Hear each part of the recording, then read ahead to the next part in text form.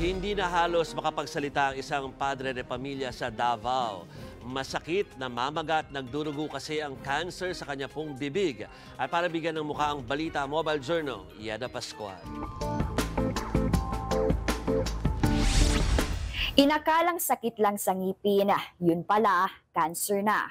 Ngayon, hirap nang magsalita ang pasyente dahil lumobo na ang kanyang bibig.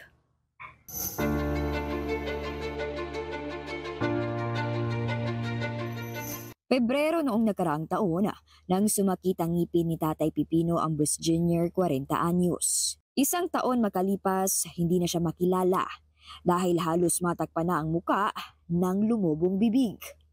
Nag-umpisa po ito sa gilagid ng kanyang ngipin, ang kanyang bukol.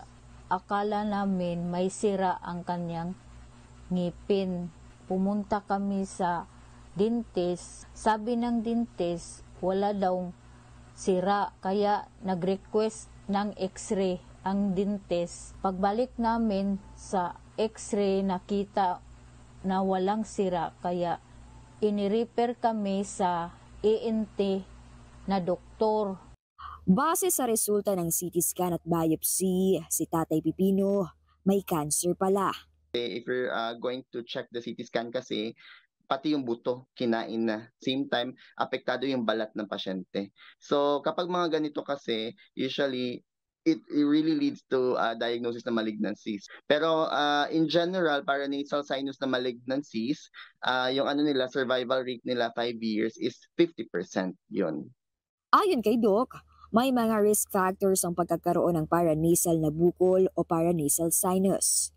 Una na riyan ang environmental o occupational hazard.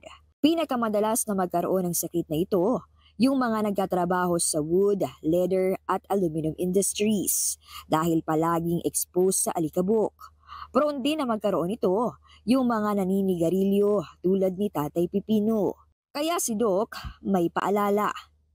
Kung may bukol man sa loob ng ilong o di kaya isang alangala, barado parati yung ilong mo, or di kaya you notice na aside sa barado yung ilong mo, dumudugo din yung ilong mo, or may mabaho kang amoy na naaamoy sa loob ng ilong mo, it's better that you consult an ENT doctor. Again, let us remember na the earlier we diagnose these kind of illnesses, mas mapiprevent natin siya. Dating jeepney driver si Tatay Pipino, pero napilitang tumigil sa pamamasada dahil madalas na raw sumpungin ng kirot ang kanyang bibig at labis na rin kung dumugo. Kaya nananawagan po siya ng inyong tulong. Sana matulungan niyo ako sa sitwasyon ko ngayon. Wala na kasi akong puntahan na katulong sa akin.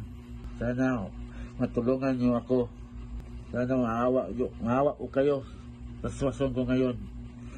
Ako po si Mobile Journal Yeda Pascual, nagpapaalala na ang bawat may karamdaman ay kailangan din ng kalinga.